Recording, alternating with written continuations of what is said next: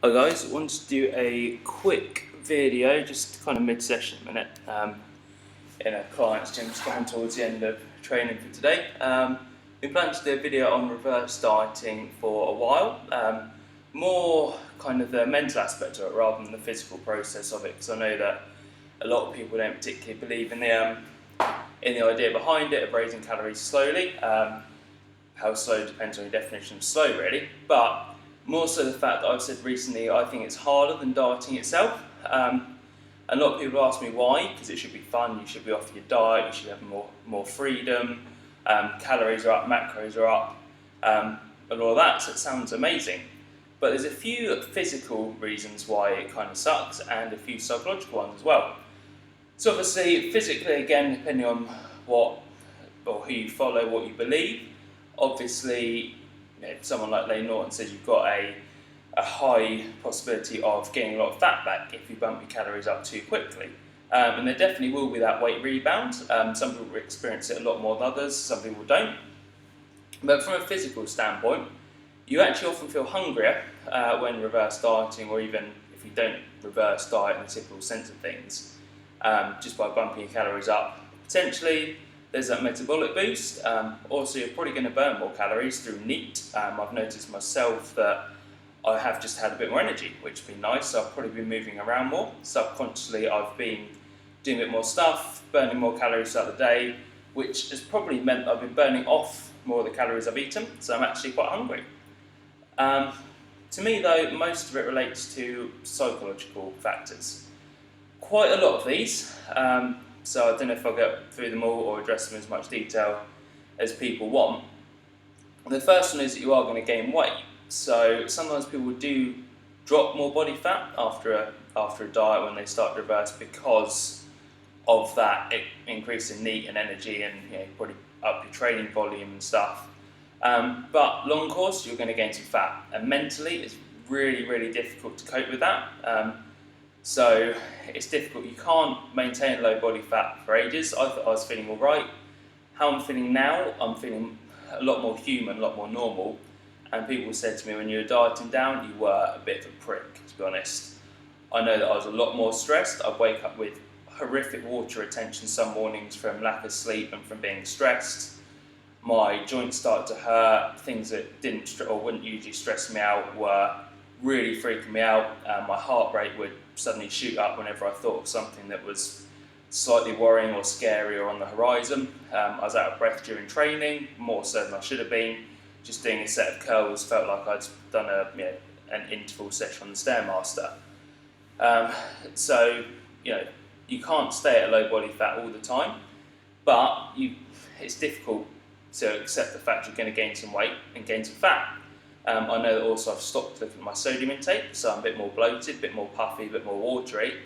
But again, you kind of need a decent amount of sodium. So while my sodium wasn't low during peak week and leading up to competition, I am quite sodium sensitive. So for me to stop trying to keep that down to around sort of 2,000 milligrams a day, and actually now thinking, no, it doesn't really matter, I can eat more high salt things. So I've got a lot more sauerkraut back in my diet. I've started putting gherkin into my salad.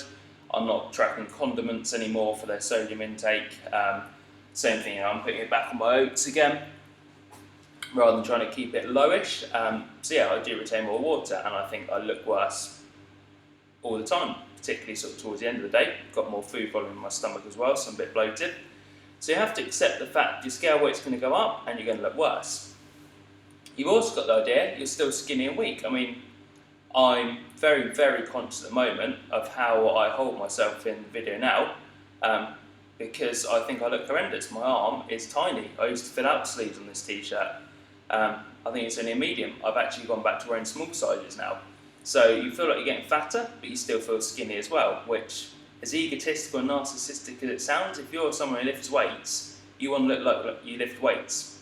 Same thing with strength. Bar's not loaded up as it was, but my workout today has been squats, 5 sets of 5 at 100 kilos, pull squats, 4 sets of 5 at 80 kilos.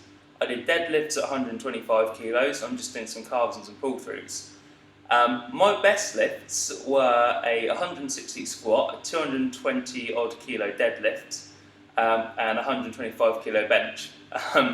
I would be absolutely crushed by that now. And it feels shit, in all honesty. I'm actually really enjoying training at the moment, but I'm not doing like a strength-based program because it's too much of a massive hit to my ego. It's really quite difficult to cope with. So, you know, I'm enjoying training, I've got a lot more energy, but I feel weak as a kitten, and it's quite shit, to be honest. So as much as I'm feeling a lot more stress-free, a lot happier, macros are nice, so I'm eating some better food so I can fit them in more easily. Actually last night I had a tub of ice cream, realised I still have macros to hit, and had to start another tub of ice cream, which is a really nice problem to have. But at the same time, it's still kind of shit. And that's basically why reverse dieting, no matter how you do it, you know, if you do a big calorie bump up, then you're going to gain a lot more fat, and that's going to feel shit. If you do small calorie bump up, you probably won't. You might even drop some weight, maybe even drop some fat from an increase in NEAT. But at the same time, you're still going to kind of feel like you're dieting. And whatever approach you take, you're going to be skinny and weak for a bit. So that is why it's kind of shit. So while I'm feeling great, I'm still walking around wearing sweatshirts all the time because I feel quite self-conscious. So that's kind of the ins and outs of it, guys. I hope you don't mind me kind of sharing or bearing my soul rather in this video. Hopefully I look a bit more human as well. And yeah, it's kind of it. I'm going to finish off my pull-throughs and my calf raises, and then I'm just going to go and eat because I need to stop being so fucking skinny. Thank you very much, hope you made it to the end. If you like the video, I'm going to try and do more ones like this, just chatting a bit. Let me know what you want to see, either in the comments box below, post it on Facebook, give me an email, sign up to the newsletter list. Head over to healthylivingheavylifting.com. We're going to have lots more blogs up, so I'm aiming for 3 free blogs a week. Emails are coming out daily, and give the channel a subscribe as well. Share it with people. Got someone designing me a nice new video intro, so it's going to be a lot more professional. I'll try and slow down my speech for any American folk watching, and that's it. So yeah, I'm going to go and finish off. Enjoy your Friday, enjoy your weekend, and I'll see you all very soon. Cheers, guys.